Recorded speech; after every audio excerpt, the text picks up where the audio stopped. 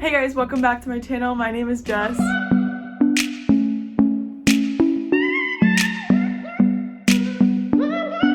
If you're new here, make sure to subscribe and then turn on that post notification bell so you know whenever I upload next. So first off, you might notice that we have a little bit of an angle change. Normally film my videos standing up and I'm super tired, so I'm not gonna do that today.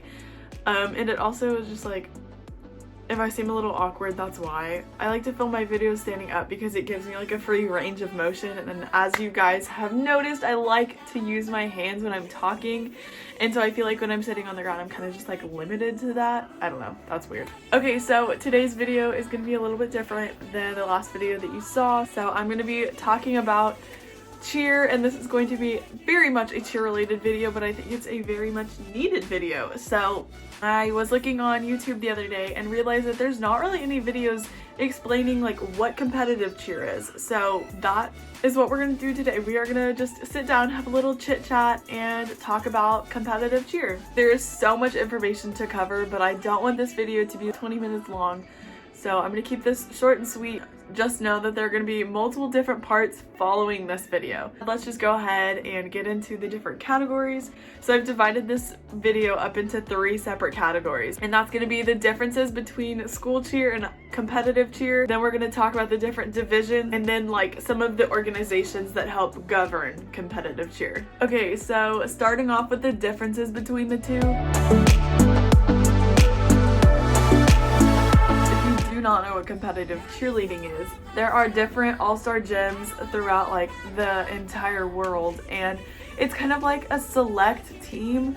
So you go, you try out, you have to pay a certain tuition, and you go to different competitions in order to receive bids, to receive medals, trophies, jackets, really just like anything like that.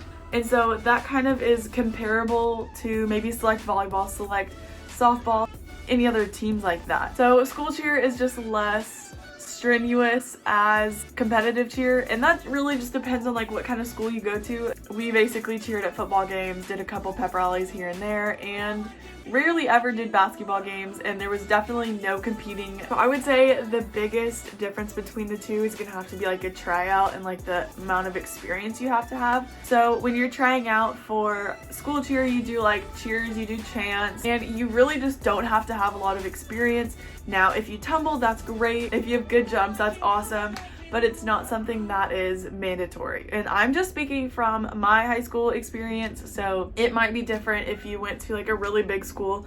I went to a really small school, so there really wasn't much to choose from. If you're trying out for an all-star team or competitive team, you're gonna show the coaches, the gym staff, whatever, you're gonna show them your tumbling, jumps, maybe some stunts, and maybe a dance. And then that's another thing. So with competitive cheer, you do not make a team.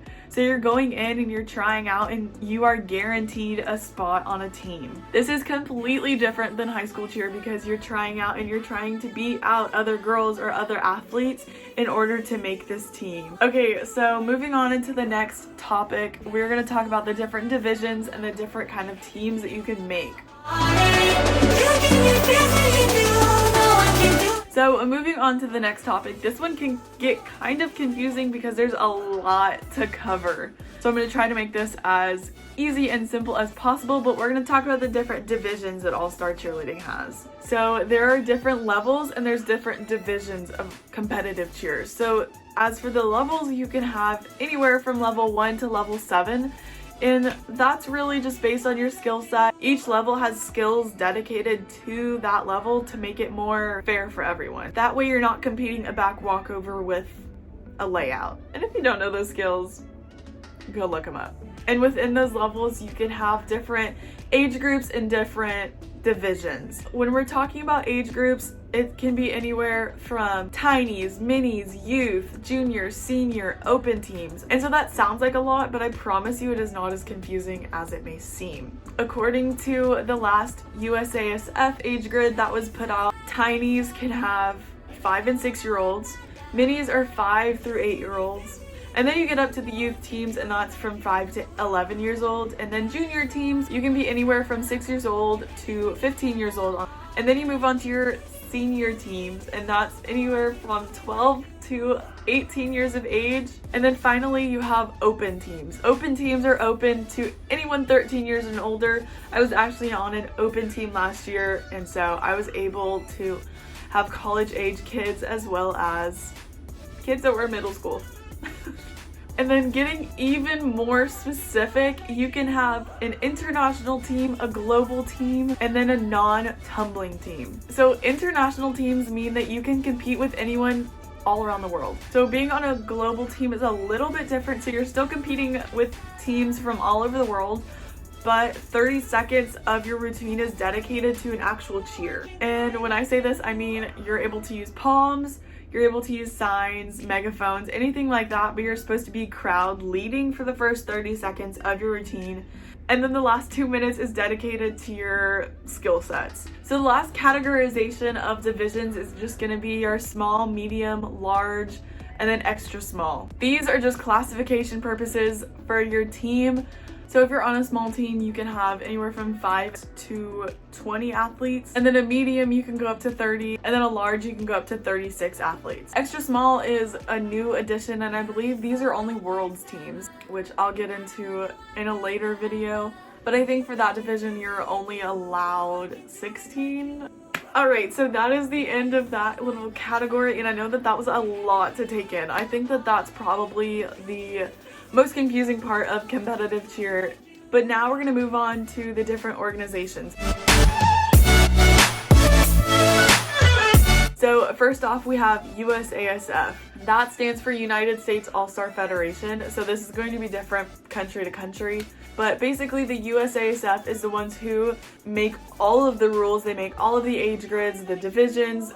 They govern All-Star Cheerleading. Each year they put out different rules, different age grids. They make sure every level and every division is equal. That way competing runs very smoothly. And I might be wrong on this one, but I think that they help make the score sheets for your competitions. That could be varsity, I don't know.